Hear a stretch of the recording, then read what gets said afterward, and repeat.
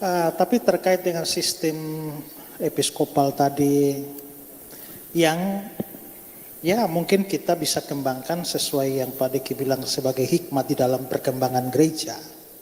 Tapi kalau saya kaitkan dengan problem-problem akhir-akhir ini di mana dari tubuh Protestan sendiri muncul banyak bidat, ajaran-ajaran sesat, mestinya seperti Erastus dan lain-lain itu ya. Nah, banyak kali kita mendapat komentar orang bilang begini, PGI ini kerjanya apa saja. Nah, sehingga kalau misalnya di dalam sejarah gereja ketika ada konsili-konsili, maka semua gereja bisa berkumpul dan menyatakan secara bulat bahwa ajarannya Arius, ini ajaran sesat. Ajaran Apollinarius sesat. Tapi sekarang ya paling-paling hanya kita beberapa orang saja yang berkuar-kuar di YouTube dan mendapatkan begitu banyak caci maki juga.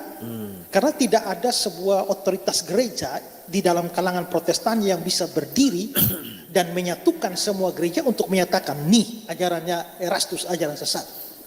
Jadi akibatnya justru akhirnya menjadi pro kontra yang berkepanjangan. Ya. Jadi dalam hal semacam ini mestinya di kalangan Protestan tuh harus dalam bentuk seperti apa supaya kita mempunyai otoritas juga dari gereja-gereja untuk menyatakan sebuah ajaran adalah ajaran sesat. Kalau tidak, gereja terbelah dan jadi bingung semuanya.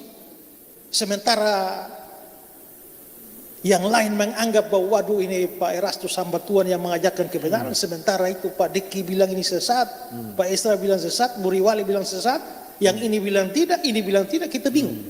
Karena sekuat-kuatnya Pak Diki omong, saya omong, Pak Muriwali omong, kita mewakili siapa? Hanya bicara pribadi. Nah itu yang jadi soal. Jadi kira-kira harusnya bagaimana ini? Peranan organisasi gereja, PGI itu maksudnya di mana peranannya dalam kaitan dengan ini? Ya, ini pertanyaan yang sangat sulit ya. Pertama, tapi saya mulai dari yang gampang dulu. Sebenarnya PGI itu tidak terutama difungsikan untuk soal pengajaran. Dia lebih mewakili kepentingan politik dan hukum dari gereja-gereja di mata pemerintah. Jadi dia tidak punya fungsi itu.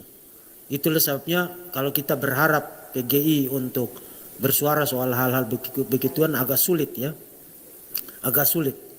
Nah, di Bogor ketika ada konferensi misi bulan Agustus kemarin, saya ada diskusi dengan salah satu misionaris dari Amerika terkait dengan isu-isu begini juga. Dan dia menyarankan supaya kita punya semacam dewan gereja yang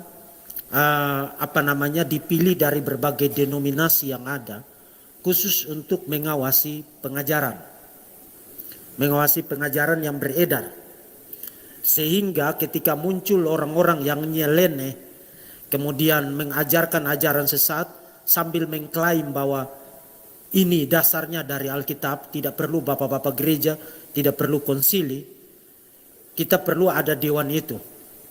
Kemudian saya bilang kepada beliau, saya melihat kepentingan, melihat logik dari usulan itu. Tapi pertanyaan saya adalah, bukankah itu kita kembali kepada Katolik Roma?